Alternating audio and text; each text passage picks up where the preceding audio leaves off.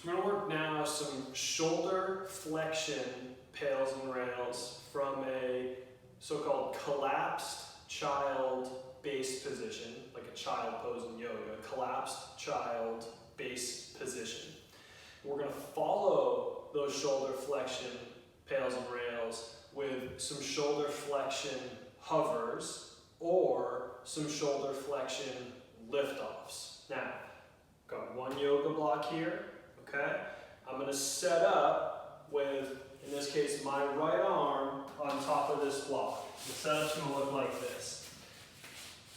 I'm sitting my butt back all the way on my heels. I've got my left arm here just underneath my forehead, just for comfort, and my right arm elevated on this block. Now, depending on how much shoulder flexion I have, I might want to stand the block up this way.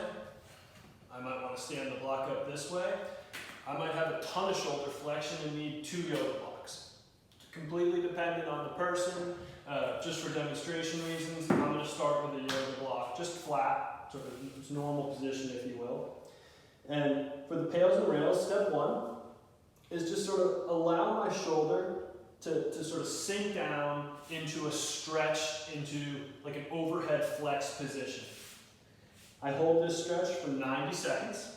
At the end of the 90 seconds, my pails effort contraction is to drive my arm down as though I'm trying to push the earth away.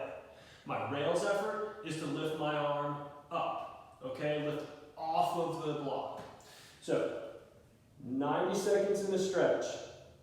Into pails effort contraction where I drive down, 10% effort, ramping to 30, ramping to 50% effort, ramping to 70% effort, ramping eventually to my strongest, safest effort, maintaining strongest, safest effort resistance for 15 seconds.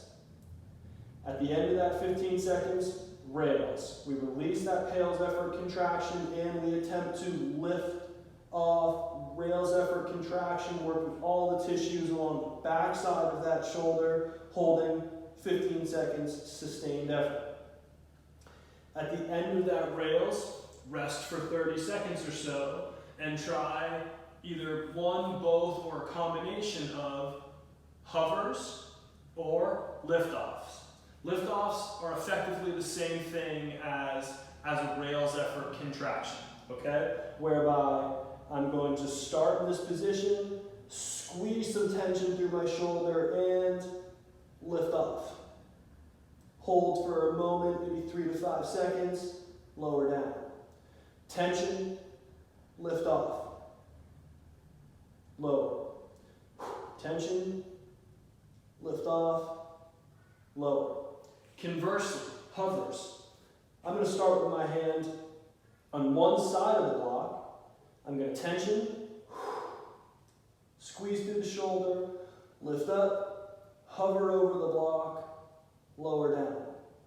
Lift up, hover, lower down. Lift up, hover over, down. Lift up, hover over, down.